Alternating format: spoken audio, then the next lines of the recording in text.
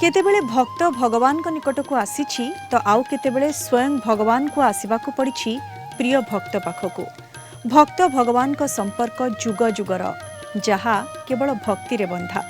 एभली संपर्क को नहीं रहिछि अनेक किंवदंती। श्री जगन्नाथଙ୍କ भक्त मानଙ୍କ मध्यरे दासिया बाउरी अन्यतम। दासिया निजर भक्ति बलरे महाप्रभु को बसीभूत करी प्रमाणित करी जाइछन्ति भगवान भक्तर अधीन।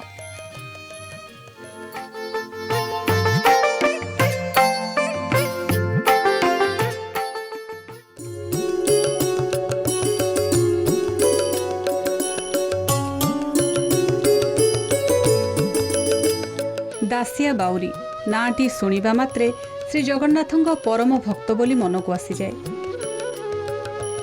पुरी जिला पिपिली निकट बाली गाँव में रही भक्त दासिया बाउरी जन्मपीठ।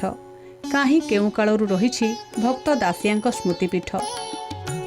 छोटिया कुड़िया एवं आश्रमर रूप नहीं राधामोहन मठ नाम नामित होईछि भक्त शिरोमणि दासिया स्मृतिपीठ।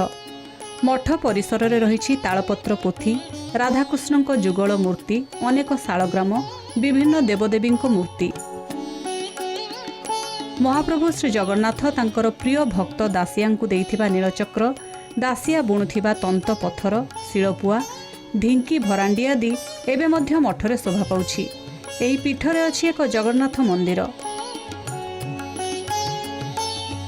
नीलचक्र ठाकुर आविर्भाव होकर दर्शन देते चतुर्धामूर्ति कहले बर जाचिले।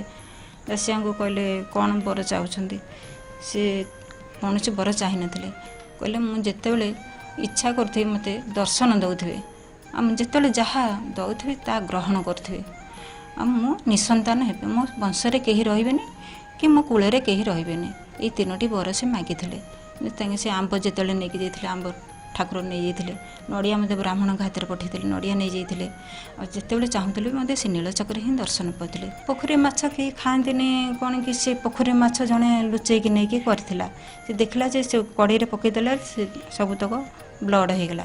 तेणुक से पोखरी माछ से कहला मुझे लुचेक आनी एठू करके खावाई तेणुक एमती है से पोखरी माछ कहीं खाती। मठ आगे दासिया पीठ ये भोग से थी पूर्व से संस्थाटा रही जहाँ भोग लगे ही समर्पण हुए। दासिया स्मृतिपीठ को नहीं रही अनेक कथा किंवदंती।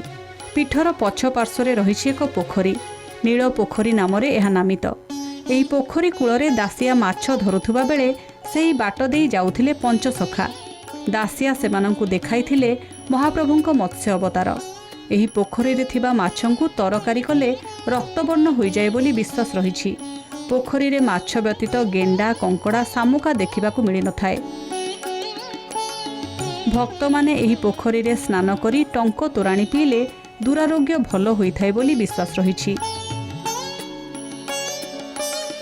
भक्त दासियांकर जन्म उत्सव तिरोधान उत्सव यथाविधि पालन करा जाए।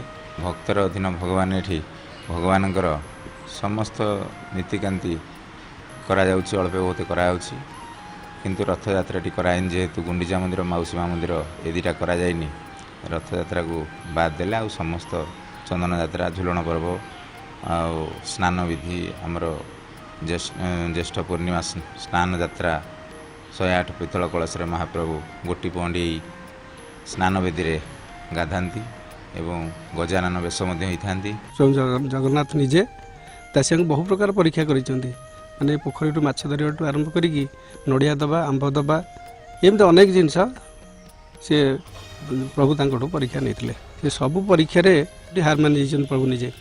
तेणु से बेठू आज पर्यंत प्रभु से भक्त जगन्नाथंकर परम भक्त हिसाब से ताकू ए अंचलवासी समस्ते सारा पृथ्वी रे समस्ते भक्त दासिया बोली परिगणित कर। जो पोखरी आगे अच्छी सामने यही पोखरी गोटे तेंडा थाए से तेंडा मध्यम दासिया निजे स्त्री को से तेंडा पर बसई भक्ति बल प्रभुंर जमती रथ यात्रा हुए बड़दाण्ड में दिह पहंडी हंती घंट मादल बाजे भक्तर समागम होता है से भाया दृश्य ये पोखरी देखई स्त्री को से दिन ठार ये पोखरी ना हूँ गोटगड़िया।